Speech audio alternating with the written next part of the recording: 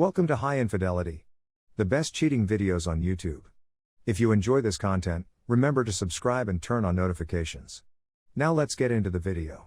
Me 31 female, with my ex-partner 33 male of 7 years. I feel intense regret after cheating and losing him.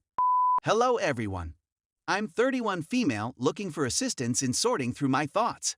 I am aware that my behavior in my previous relationship, which I will discuss further below, was not exemplary, but I am eager to move on and make things right. However that may be. Part of that is being honest about my situation. Thank you for any advice you can give, whether it's harsh or not.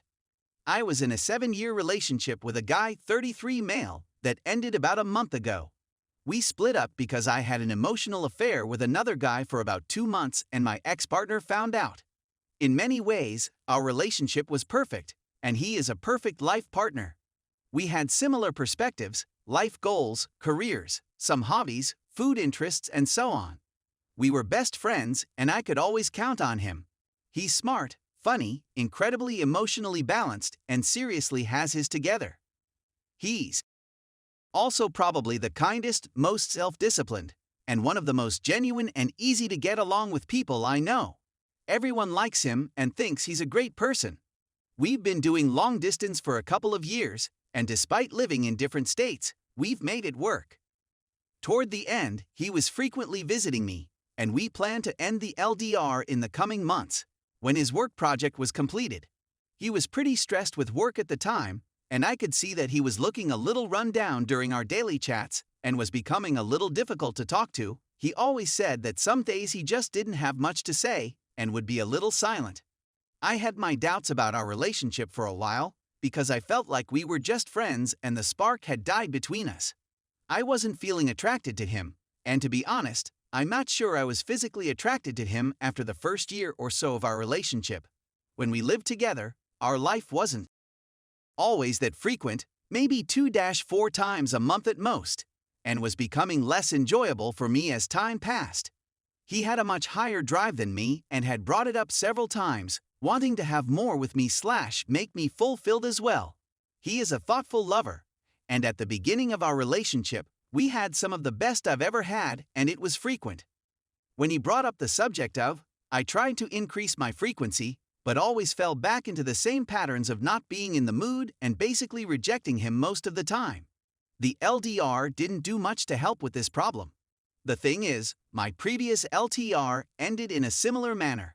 However, in that case, my ex had also lost feelings for me, making the breakup much easier. I did sleep with another guy near the end of that relationship, so I know this is a character flaw or coping mechanism that I need to work on. My current ex-partner was very open to trying to improve our life together, but I have to admit that I was terrible at communicating with him and didn't try very hard to improve in general, because I guess I just wasn't feeling it anymore and didn't know how to tell him. This communication problem has been an issue for me, I now realize. My parents are terrible communicators with poor relationships, and some of my early relationships and encounters happened when I was very young and were not the best starting points. Anyway, my ex and I are no longer together, and he has stopped communicating with me.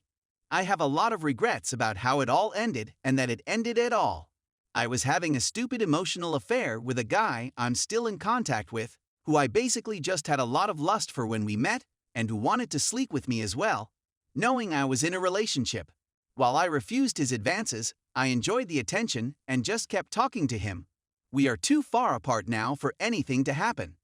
Many of my friends have recently been looking for love as well, and I believe that adventures highlighted to me that I wasn't having as much fun with my ex as I used to. So, when this guy came along and lavished me with attention, I couldn't help but stay in touch. I guess I'm looking for some words of wisdom on how to move on from this, how to deal with my issues, and whether anyone has experienced anything similar. I recognize that what I've done is extremely disrespectful, and I need to address these issues head-on. Also, I'm feeling so much regret that I want to contact him and try again, but I know I should wait to sort out my own issues first, and that doing so would be extremely selfish of me.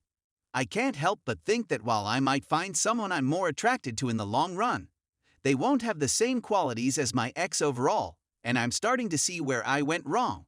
In some ways, I don't believe I'm deserving of finding someone like him again. He still wanted to work on our relationship before we broke up, but I was so confused with myself and my actions that I couldn't commit to making the necessary changes. Thank you for any advice you can give, whether it's harsh or not. Story 2. My ex-husband cheated on me when I was 9 months pregnant. When I found out I was pregnant, my ex-husband and I had been married for more than 3 years at the time.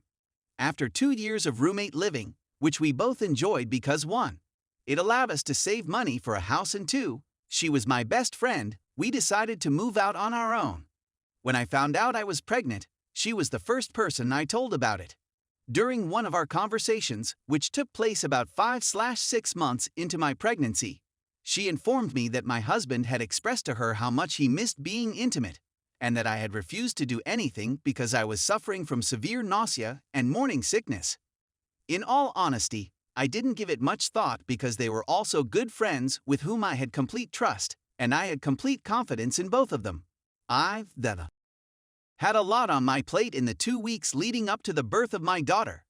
It wasn't unusual for me to be working 40+ hours per week at my job and to have decided to make a wedding cake for a friend, so I didn't expect or notice anything unusual about the situation. Just a few days before I was due to give birth, I received phone calls from my roommate's boyfriend and my roommate, both of whom stated that they needed to speak with me about something, but that my husband needed to inform me first. I couldn't stop questioning him, wondering if he was cheating or if my roommate had caught him doing something. However, they kept repeating themselves, so I drove to my husband's place of employment and requested that he meet me in the parking lot of the building. I asked him if he was cheating on me as soon as he walked through the door, and he burst into tears. Following my successful persuasion of him to tell me what had occurred, he admitted that he had received a BJ from our roommate just a few days before.